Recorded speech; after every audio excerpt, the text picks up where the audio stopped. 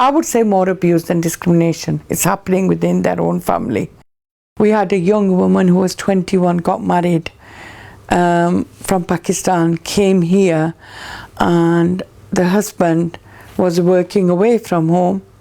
And every time she rang him and said, look, I've come here, I'm your wife, you hardly come home. You come home for 2 days and you disappear for 2 weeks.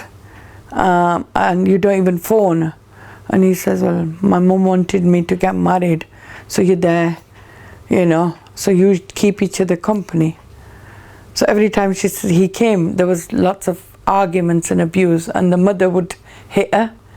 So it was the mother-in-law and the brother-in-law who hit her because she answered back.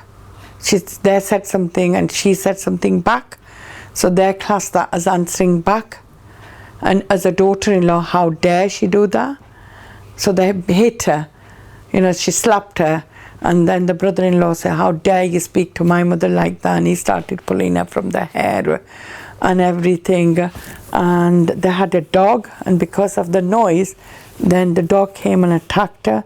And the mother-in-law says, what was the name? Anyways, she called the dog, I can't remember. Something, the dog's name was that.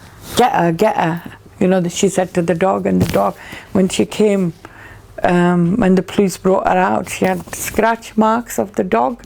The dog was like, you know, she was 21 and she had scratch mark, you know, and she was, you know, she didn't know any better.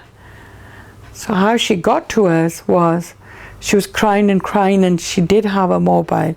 She rang her father back home, and he had a relative in Newcastle who he rang and asked him, and he said, I'm not going to go, I'll call the police.